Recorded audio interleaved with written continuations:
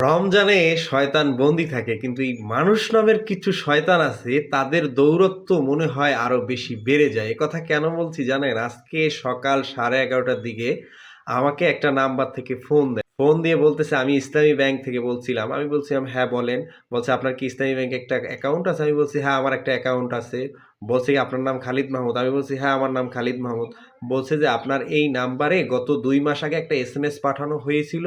যেই শাখা থেকে এই অ্যাকাউন্টটা খোলা হইছে, সেই অ্যাকাউন্টে তথ্য হালনাগাদের জন্য আপনাকে যেতে বলা হয়েছিল, কিন্তু আপনি যান নাই। যার কারণে আপনার কার্ডটি এখন সাময়িকভাবে স্থগিত আছে। আপনি কি কার্ডটি চালু করতে চান?" আমি বলছি, "হ্যাঁ, আমি তো কার্ড চালু করতে চাই।"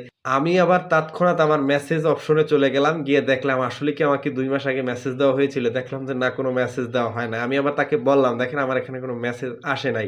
সে বলতেছে, "হয়তোবা আপনার ভুল হইতেছে এমন কিছু।" আমি বলছি, "হ্যাঁ, আমার ভুল হইতে পারে।" উনি আবার আমাকে বলতেছে, "আপনি কি চান যে আপনার এটা সচল থাকুক, অ্যাকাউন্টটা সচল?" আমি বলছি, "হ্যাঁ, সচল থাকুক চাই, কিন্তু আমি তো তেমন এই অ্যাকাউন্টে লেনদেন করি না।" তারপর আমাকে বলতেছে যে, "আপনি অ্যাকাউন্টটা সচল রাখতে হলে আপনি আমাকে আপনার এনআইডি কার্ডটা দিয়ে আমাকে একটু সহায়তা করেন।" আমি বলছি, "দেখেন, আমি তো এখন বাহিরে আছি, আমার সাথে এনআইডি কার্ডটা নাই।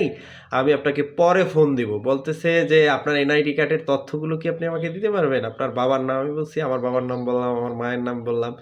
পরে বলতেছে যে, "হ্যাঁ, সব তথ্যগুলো আপনার ঠিক আছে। তো আপনি একটা সেলফ ইন অ্যাকাউন্ট, আপনি যদি এটা ছিল, ওইটাও কি সচল করতে চান?" আমি বললাম যে, "চাই।" আমি কিন্তু শুরু থেকেই বুঝতে পারছি যে উনি প্রতারক। কিন্তু দেখলাম যে উনি আসলে কি করতে চায়। পরবর্তীতে আমি ওনাকে বলতেছি, "দেখেন, আপনি যে ইসলামী ব্যাংকেরই লোক বা ইসলামী ব্যাংকের স্টাফ, আমি এটা কিভাবে বুঝবো?" পরে বলতেছে, "দেখেন, আমি তো আপনার ওটিপি চাই নাই, আপনার কাছে কোনো নাম্বার চাই নাই, আপনার পিন পাসওয়ার্ড চাই নাই।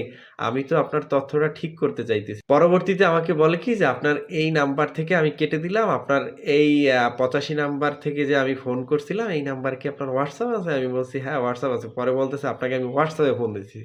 উনি তারপরে কি করলো? আমাকে WhatsApp এ ফোন দিল। WhatsApp এ ফোন দিয়ে আমাকে স্ক্রিন শেয়ার শিখাচ্ছে। উনি মনে করছে যে আমি স্ক্রিন শেয়ার কিভাবে করতে হয় এটা বোধহয় আমি জানি না। কিন্তু আমি আসলে কিন্তু এটা জানি যে স্ক্রিন শেয়ার কিভাবে করতে হয়। আমি আমি যখনই ওনাকে স্ক্রিন শেয়ার করলাম, তৎক্ষণাৎ উনি কি করছে? আমাকে বলতেছে, "আপনি আপনার মেসেজ অপশনে ঢোকেন।" তখনই আমি তো ধরে ফেলছি বিষয়টা যে আসলেই উনি আমার সাথে কি করতে চাইতেছে, উনি আমার ওটিপিটা নিতে চাইতেছে। তখন বললাম, "দেখেন, আমার অ্যাকাউন্ট যদি বন্ধ হয়ে যায়, যাক, সমস্যা নাই।"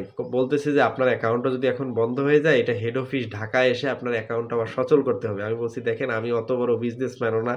আর আমার অত টাকা পয়সাও নাই যে ব্যাংকে লেনদেন করতে হবে। আর আমি স্টুডেন্ট মানুষ। আমার এই অ্যাকাউন্টটাও স্টুডেন্ট। আমি অনেকদিন পর্যন্ত এই অ্যাকাউন্টে তেমন একটা লেনদেনও করি না। আমার অ্যাকাউন্টটা আসলে প্রয়োজনও হয় না তেমন একটা। যদি এই অ্যাকাউন্টটা একান্ত বন্ধ হয়ে যায়, তাহলে যাক, আমি যদি যখন আমার প্রয়োজন হবে, তখন আমি ঢাকা হেড অফিসে গিয়ে আমি অ্যাকাউন্ট সচল করব, অথবা আমি আবার নতুন করে একটা অ্যাকাউন্ট খুলবো। আপনার আমার এত হেল্প করার দরকার নাই।" এইগুলো যে বললাম, তখন সে থতমত খেয়ে গেল। তখন বলতেছে, "আমার এজিএম স্যারের সাথে কথা বলেন, জিএম স্যারের কথা বলেন।"